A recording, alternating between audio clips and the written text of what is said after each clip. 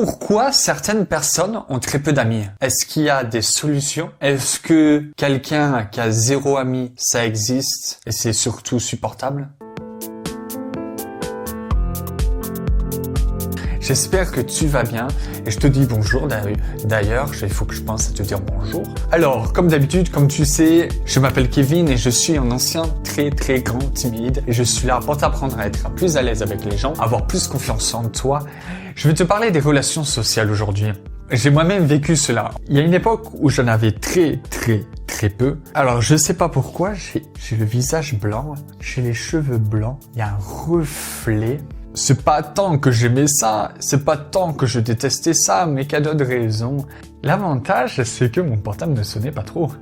Et je me pose une question, est-ce que toi, c'est le cas? Est-ce que toi, t'es entouré d'amis? Est-ce que tu trouves que t'as très peu d'amis? Tu comprends pas pourquoi? Tu veux une solution? Peut-être que t'as 0 ami, peut-être que t'en as qu'un ou quelques-uns à peine. Peut-être que tu apprécies cela et tu voudrais juste plus te connaître et c'est très admirable. Peut-être que tu n'apprécies pas cela et que tu voudrais changer et trouver une solution.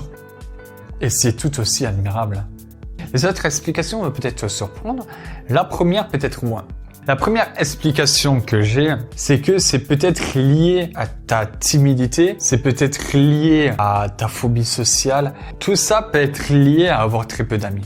Ça dépend de l'intensité de ton anxiété, tu auras du mal à aller vers les gens. C'est surtout que ce phénomène apparaît surtout quand on est très anxieux et qu'on a la personnalité évitante.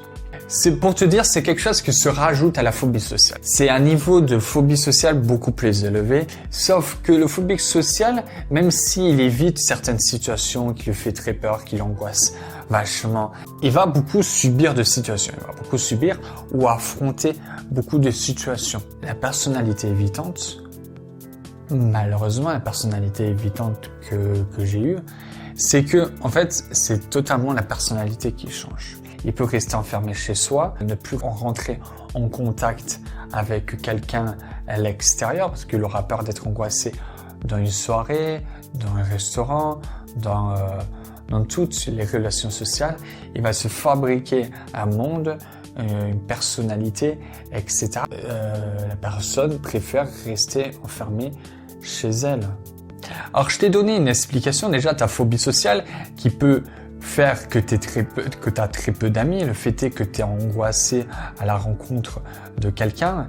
Si tu es une personnalité évitante, là, carrément, tu auras tendance à éviter toutes les situations, à te faire un mindset, une personnalité dans ta phobie sociale, à ne plus du tout pouvoir affronter, pouvoir avoir l'énergie d'affronter quoi que ce soit. Après, il y a d'autres explications avant que je te donne des solutions. L'autre explication que j'ai remarqué, l'introvertisme. L'introverti, pour te faire court, c'est quelqu'un qui apprécie la solitude, qui apprécie le silence, qui apprécie se concentrer sans perturbation autour et qui perd de l'énergie en fréquentant quelqu'un, alors que quelqu'un qui est extraverti, il a tendance à gagner de l'énergie quand il part à la rencontre de quelqu'un. Ça veut dire que l'introverti, il doit se comprendre pour manier tout cela. L'introvertisme, on ne peut pas trop le supprimer, on peut l'atténuer et le gérer, mais on ne peut pas le supprimer. Alors que la timidité, on peut totalement supprimer, on peut être avenant avec les gens, extraverti à certains moments, on peut parler en public, être à l'aise et être introverti en même temps. C'est ça qui est super. Comment être introverti et avoir beaucoup d'amis? Et pourquoi l'introvertisme fait qu'on a très peu d'amis au point d'en avoir 0? C'est qu'on peut tomber vachement dans cette croyance où il faut se comporter comme un extraverti.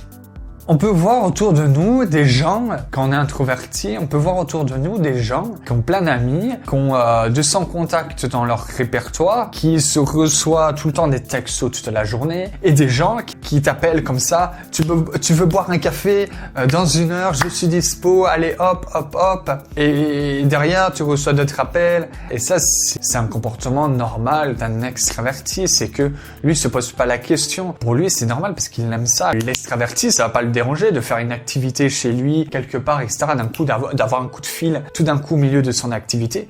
Et hop, discuter pendant 1 heure. Et on peut croire que c'est la seule manière d'interagir avec les gens pour avoir des amis. Alors qu'en fait, non, pas du tout. Il peut se comporter totalement en adéquation avec son introvertisme. Ça veut dire qu'il peut imposer le fait d'avoir des amis qui comprennent qu'on n'a pas besoin de l'appeler tout le temps, qui comprennent que si on envoie un texto, on peut répondre très longtemps après. Des amis qui comprennent qu'on planifie ses journées, qu'on planifie sa semaine dans les relations sociales. On peut accepter les imprévus, on peut accepter tous les imprévus dans notre vie. On peut préférer, par exemple, de planifier. Tu m'appelles aujourd'hui pour boire un café, mais aujourd'hui, j'ai pas très envie. J'ai le temps, mais j'ai pas très envie. Et ton café, je peux le prendre en fin de semaine, vendredi par exemple, alors qu'on est dispo avant. Sauf qu'on n'a pas très envie, on est fatigué, etc. Parce que aussi, les relations sociales nous fait perdre de l'énergie parce qu'on est introverti et que les extravertis gagnent de l'énergie. On peut tomber dans ça. Tu peux gérer ta vie comme tu le souhaites. Si les gens ne sont pas contents, c'est leur problème. On peut tomber dans cette croyance qu'il n'y a que le comportement extraverti qui fait qu'on est des amis sur le long terme. On peut tomber dans l'introvertisme, c'est que on peut croire que les gens sont inintéressants. On peut croire que les gens sont inintéressants. Si t'es pas introverti, si même t'es introverti mais t'as pas ça, tu te dis mais comment on peut penser un truc pareil? Parce qu'on ne se comprend pas nous-mêmes.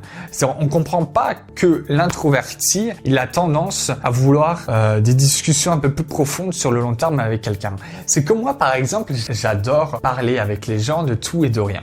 Rire, raconter n'importe quoi, etc. Mais c'est vrai que sur le long terme, je recherche plus. Je recherche des discussions un peu plus sérieuses, plus profondes, ou rire, ou raconter n'importe quoi, ou raconter de la merde. Moi, je suis quelqu'un d'assez ambivalent, je suis un peu des deux. Beaucoup d'introvertis sont pas un peu des deux, ils sont dans les choses beaucoup plus profondes, etc. Sauf que quand tu as cette croyance où les gens sont inintéressants, quand tu rentres en contact avec une personne, pour la première fois, souvent, c'est pas intéressant ce qu'on te dit. Forcément, ça va, est-ce que tu vas bien, nanana, nanana.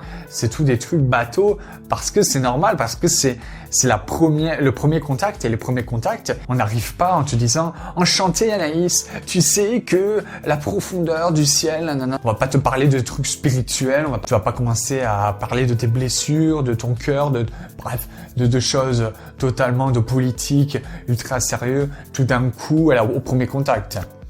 Et c'est pour ça que si tu es introverti, que tu comprends pas trop ton introvertisme, tu peux percevoir un côté inintéressant avec les gens parce que tu te réfères au premier contact. Et comme tu te réfères au premier contact, que tu te dis, j'ai pas besoin de le côtoyer. Sauf qu'au final, tu peux avoir des amis qui sont passionnés par les mêmes choses que toi, qui parlent de choses sérieuses, etc. Mais il faut comprendre aussi que tu peux les sélectionner, etc. Que tu peux les sélectionner, qu'il faut aller au-delà du premier contact et que tu peux les sélectionner. Et si t'es pas passionné par leur passion, si t'apprécies pas forcément leur valeur, t'as le droit, hop, de sélectionner, d'avoir les amis que tu veux. En plus du fait d'avoir la croyance que les gens sont peut-être inintéressants parce que tu te réfères trop peut-être au premier contact. Il y a aussi le fait que tu n'aies pas conscience que tu peux sélectionner tes amis. Et souvent, on peut avoir très peu d'amis parce qu'on se force et on n'a pas envie de se forcer. Et à partir du moment où tu comprends que c'est à toi de gérer tout ça, que tu comprends qu'il ne faut pas que tu te forces, que tu comprends qu'il faut que tu fasses les choses que tu aimes, à partir du moment où tu te forces pas, etc., tu vas commencer à côtoyer de plus en plus de gens. Tu vas commencer à gérer tout ça. C'est surtout que si tu arrives mal à comprendre que tu perds de l'énergie avec les gens, tu auras tendance à être facilement épuisé, à te forcer à rentrer en contact avec des gens, etc., alors que tu es épuisé, etc. Et ce qui fait que tu auras de moins en moins envie d'aller vers les gens parce que tu auras l'impression que de toute façon, les gens égale épuisement. Si par exemple tu es fatigué, mais après tu te reposes, tu vas chez toi, tu es seul, etc. Et qu'en fait tu réfléchis concrètement à comment gérer tout ça, ton énergie, faire en sorte que tu côtoies des gens à cette période-là, que tu côtoies des amis ce jour-là, mais ce jour-là que tu en côtoies moins, etc. En fait, de réfléchir à comment ton énergie circule. Voilà, c'était tout ce que je voulais dire sur ce sujet. On peut dire encore plus, sauf que la vidéo va durer très longtemps. Ce que je voulais te dire, c'est déjà de la phobie sociale qui peut induire comportement forcément moins avenant, où on a moins d'amis. La personnalité évitante qui se rajoute à la phobie sociale, où là, on peut avoir ce phénomène d'avoir pratiquement aucune relation sociale parce qu'on évite toutes les situations. Et ensuite, l'introvertisme, on arrive mal à le gérer et à le comprendre. Comme on arrive mal à le gérer et à le comprendre, on va avoir des croyances limitantes qui nous limitent les relations sociales. On peut croire que les gens sont intéressants, on peut croire qu'il faut se comporter comme un extraverti et qu'il faut pas les fréquenter parce qu'ils nous épuisent. On peut avoir beaucoup d'autres croyances qui fait qu'on a très peu d'amis. Il n'y a pas que ça, hein. Il y a beaucoup d'autres. Si on a des traumatismes, si on a subi des humiliations, si on a subi des moqueries, etc., on peut attraper d'autres croyances qui font qu'on côtoie pas beaucoup de personnes.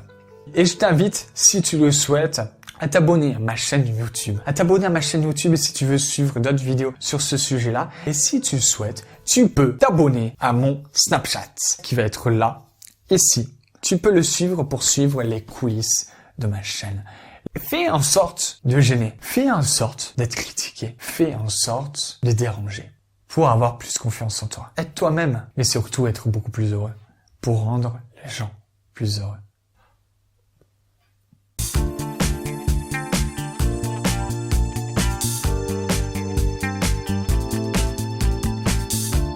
Je pensais que j'allais pouvoir me retenir, mais non.